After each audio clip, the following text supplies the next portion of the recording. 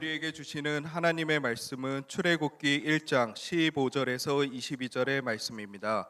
구약 성경 82면에 있습니다. 다 찾으신 줄 알고 봉독하겠습니다. 애굽 왕이 히브리 산파 시브라라 하는 사람과 부하라 하는 사람에게 말하여 이르되 너희는 히브리 여인을 위하여 해산을 도울 때 그 자리를 살펴서 아들이거든 그를 죽이고 딸이거든 살려두라.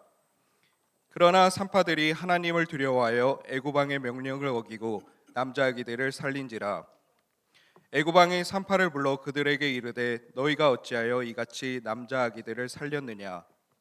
산파가 바로에게 대답하되 히브리 여인은 애굽 여인과 같지 아니하고 건장하여 산파가 그들에게 이르기 전에 해산하였더이다 하매 하나님이 그 산파들에게 은혜를 베푸시니 그 백성은 번성하고 매우 강해지니라.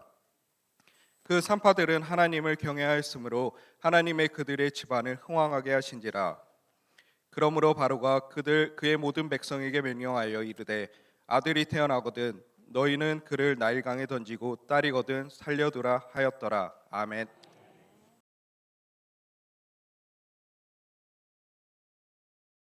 합니다만은 옛날에는 집에서 아이를 낳았는데 이때 산모가 아이를 잘 낳을 수 있도록 도와주는 사람을 산파라고 불렀습니다. 근데 이 산파는요 단순하게 출산을 돕는 사람이 아니었습니다. 한 생명이 이 세상에 나오는 그 경계선에서 생명을 붙들어주는 생명의 파수꾼이었습니다. 그래서 누군가를 살리고 또 누군가를 일으켜 세워서 결국 한 세대를 바꾸는 인물로 만든 사람, 우리는 그런 사람을 위대한 산파라고 부르고 있습니다. 예를 들면 뭐 이런 거예요. 장애인의 권리와 지위를 확립하는데 위대한 역할을 감당했던 헬렌 켈러를 우리가 다 알고 있습니다만은 이 헬렌 켈러를 만든 사람은 앤 설리반이었는데 만약에 이 설리반이 없었다면 헬렌 켈러도 없었을 것이고 이에 사람들은 앤 설리반을 헬렌 켈러를 세웠던 위대한 산파라고 부르는데 주저함이 없습니다. 오늘 본문에 보면요 두 명의 위대한 산파가 나오는데 시브라와 부하라고 하는 인물입니다. 이 산파라고 하는 직책이요 어떤 왕이나 장군처럼 그렇게 파워풀한 직책은 아닐 것이고요 또 선망의 대상도 틀림없이 아니었을 것입니다.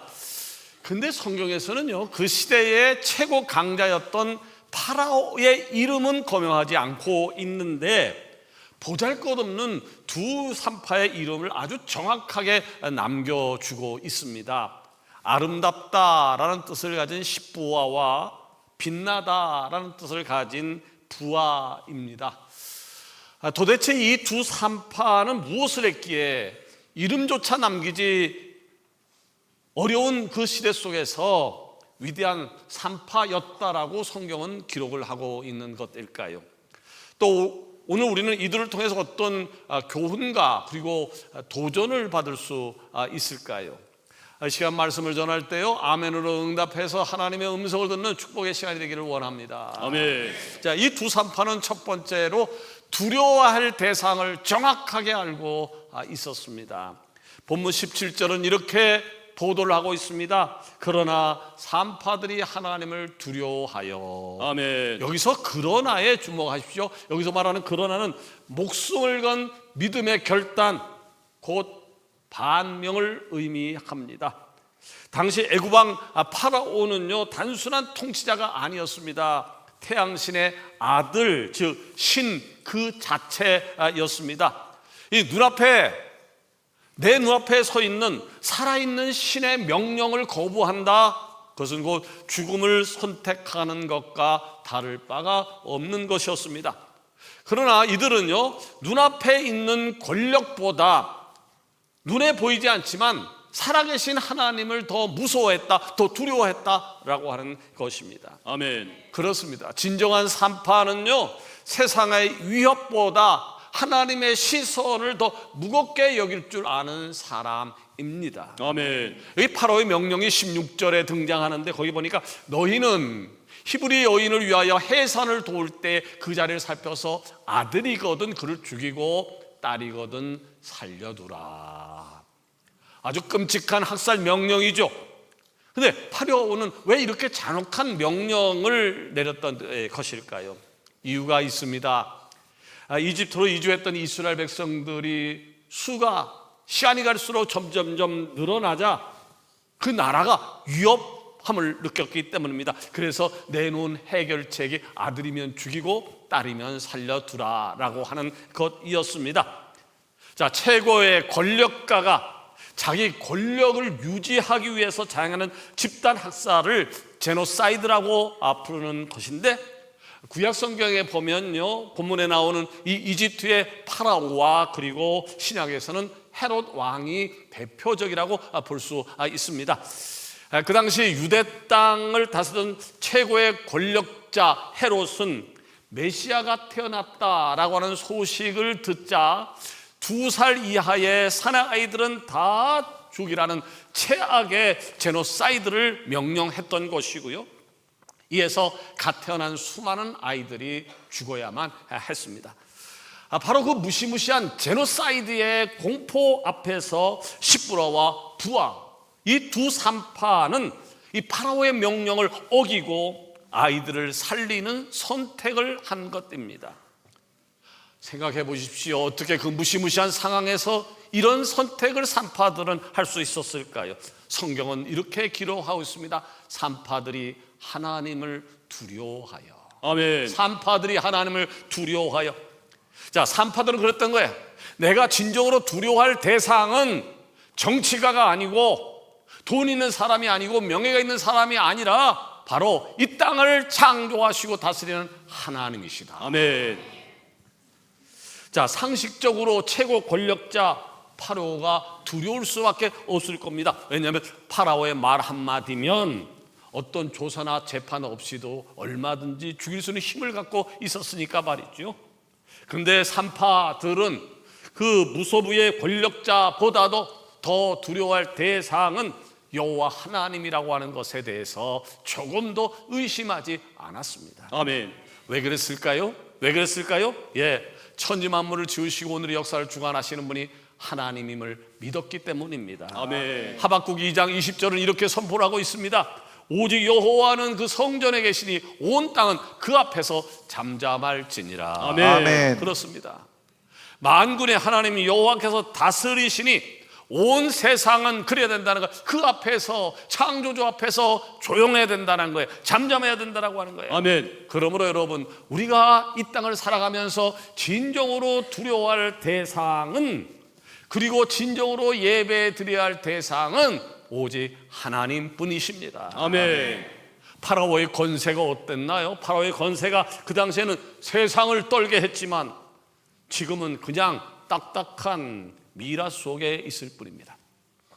헤롯의 권세, 그 당시에는 엄청 대단해 보였지만 지금은요, 무덤이 어디 있는지조차 모릅니다. 알렉산더, 징기스칸, 나폴레옹, 한때 세계를 두렵게 떨게 했던 자들, 그들이 지금 어디에 있습니까? 오늘 본문 21절은 말씀하고 있습니다. 그 산파들은 하나님을 경외하였으므로. 아멘. 천지 만물을 지으시고 통치하시는 하나님을 두려워하고 경외하는 축복이 여러분 가운데 넘치기를 원합니다. 아멘. 바로 이런 사람, 하나님을 두려워하고 하나님을 경외하는 바로 이런 사람이 위대한 산파의 사명을 감당해서 하나님의 역사를 이 땅에서 이루게 될 줄로 믿습니다. 아멘. 두 번째로 하나님을 두려워하는 산파들에게 하나님은 지혜를 허락해 주셨습니다. 산파들은요, 두려워할 대상이 하나님인 것을 분명히 믿었고 그리고 확신했기 때문에 파라오의 학살 명령임에도 불구하고 거부하고 생명을 살리는 길을 선택을 한 겁니다. 사람들은요, 이런 선택을 했던 산파를 보면서 무슨 얘기를 했을까요? 저 미쳤어, 제정신이 아니야, 분명히 죽을 것인데 그런 선택을 한다고? 자, 드디어 그날이 찾아왔습니다. 파라오가 산파들을 세운 겁니다. 18절에 보니까요, 애굽 왕이 산파를 불러 그들에게 이르되 너희가 어찌하여 이같이 남자 아기들을 살렸느냐. 야, 이렇게 파라오가 지금 산파들을 추궁할 때에 산파들은 흔들리지 않았습니다. 두려움에 무너지지도 않았습니다. 그의 대답을 보세요. 히브리 여인은 건장하여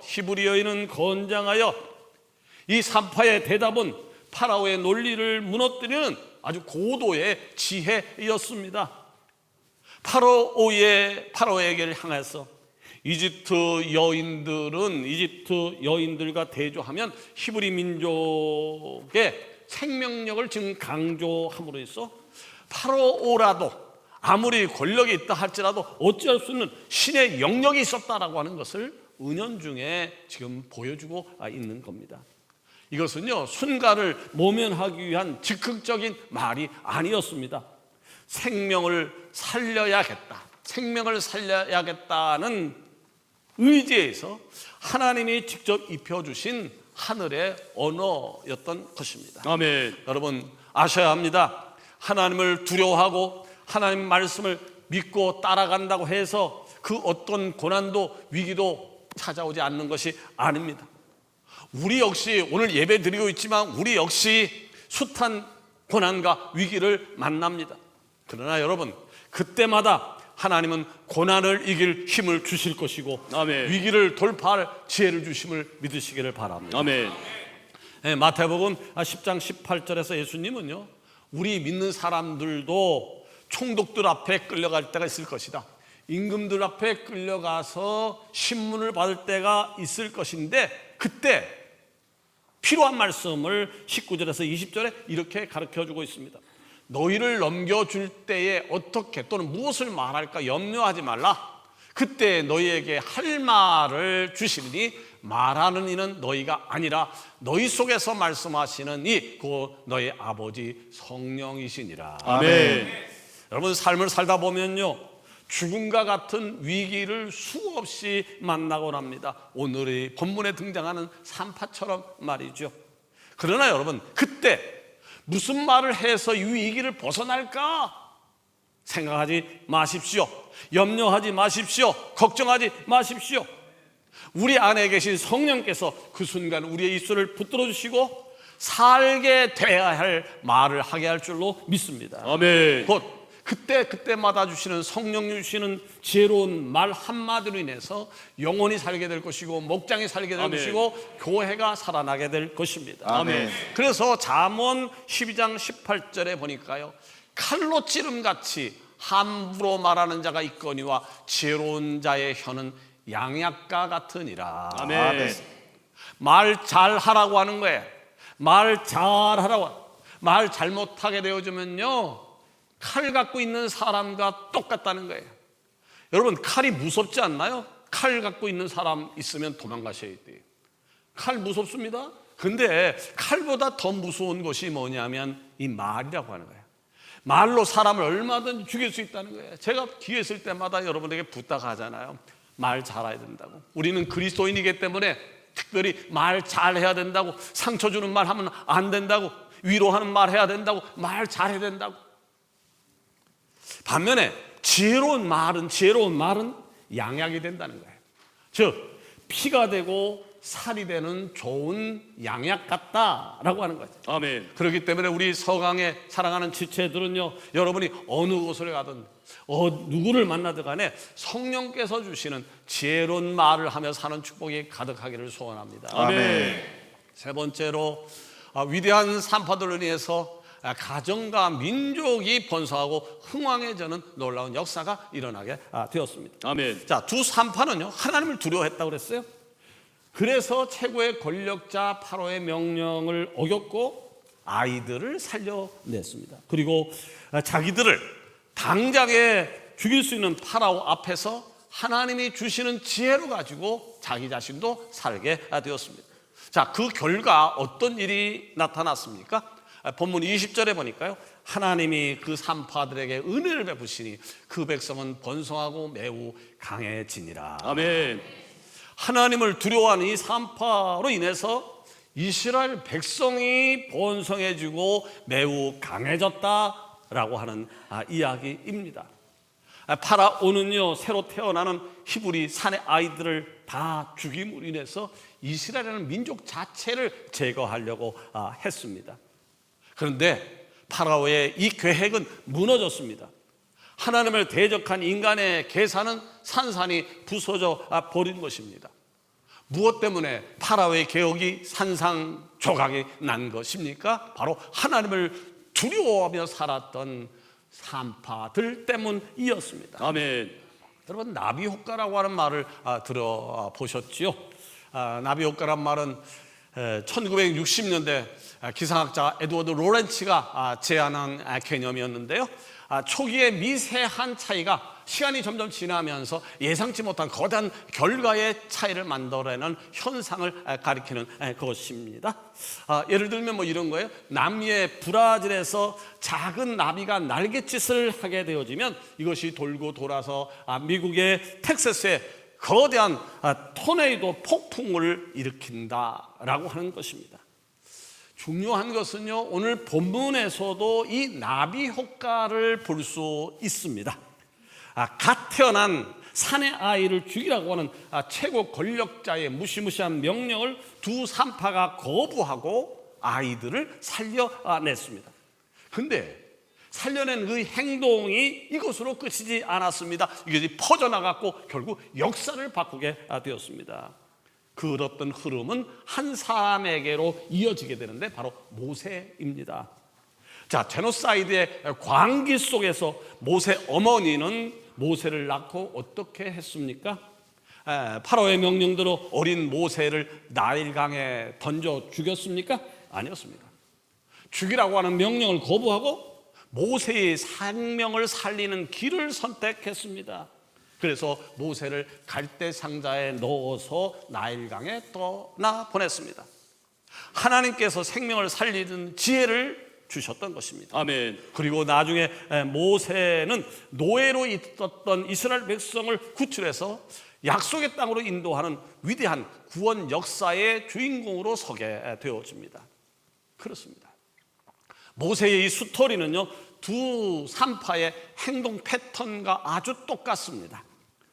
보잘것없어 보였던 두 산파의 믿음과 행동이 나비 효과를 일으켜서 모세와 출애굽이라는 거대한 구원의 역사를 만들어내게 된 것입니다. 아멘. 저는 기도합니다. 우리 서강 공동체 안에 이 민족을 번성케 하고 강하게 하는 위대한 산파가 계속 나오게 도와주옵소서. 아멘. 21절에 이렇게 말씀하고 있습니다. 그 산파들은 하나님을 경외하였으므로 하나님이 그들의 집안을 흥왕하게 하신지라. 아멘. 하나님을 두려워했던 이 산파들로 인해서 나라와 민족만 번성하고 끝난 것이 아니에요. 그들의 집안도 흥왕해졌다라고 했습니다. 아멘. 여기 흥왕해졌다고 하는 얘기는 세력이 번창하고 매우 왕성해졌다라고 하는 말입니다. 놀라운 일이죠. 네, 놀라운 일이죠. 미치광이 파라오가 갓 태어난 사내 아이를 죽이라고 광분하고 있는 그 학살의 어두운 시기에 두 산파의 집안은 오히려 세력이 번창하고 왕성해졌다라고 하는 것입니다. 아멘. 오늘 우리 서강 공동체 모두가 세력이 번성하고 왕성한 비전과 소망으로 가득 차기를 소망합니다. 아멘. 이제 말씀을 맺으려고 합니다. 한 위대한 인물을 발굴하고 키워낸 사람을 위대한 산파라고 부르는데, 본문에서 우리는 십보라와 그리고 부하라고는 위대한 산파를 만날 수 있었습니다. 이 두 산파는 자기 가정뿐만 아니라 민족 전체가 사라질 수 있는 절체절명의 위기 한가운데 서 있었습니다. 그러나 산파들은요, 두려워해야 할 대상은 오직 하나님, 두려워할 아멘. 대상은 오직 하나님, 아멘. 한 분밖에 없다는 사실을 확신했기 때문에 아멘. 그 무시무시한 파라오의 학살 명령을 거부하고 아이들을 살려냈습니다. 아멘. 아멘. 오늘날 우리 주변에도 파라오의 이 학살 명령처럼 나를 숨막히게 하는 절망의 소식들이 얼마나 많은지 모르겠습니다. 그 절망의 순간, 그 절망의 순간에 우리는 선택해야 합니다. 무릎 꿇을 것인가 아니면 생명을 살릴 것인가, 우리는 반드시 선택해야 합니다. 아멘. 하나님은 하나님을 두려워하는 사람, 하나님은 하나님을 두려워하는 사람에게 지혜를 주시는 분입니다. 아멘. 아멘. 하나님이 주시는 지혜를 가지고 어려움과 위기를 돌파하는 위대한 산파들이 오늘 예배드리는 여러분이 되어지기를 축원합니다. 아멘. 여러분이 여러분의 가정에서 여러분의 자녀의 신앙을 지킬 때, 자녀의 신앙을 지킬 때, 아니면 직장에서 정직을 포기하지 않을 때, 교회에서 한 사람을 다시 일으켜 세워서 리더로 세울 때, 그 순간 여러분은 이미 위대한 산파가 되어서 그리스도인으로 살고 있다는 증거입니다. 아멘. 이 위대한 산파의 사명을 통해서 나라와 민족이 번성하고 강해지는 축복을 누리게 되어질 것입니다. 아멘. 가정과 집안이 흥왕해지는 역사가 일어나게 될 것입니다. 아멘.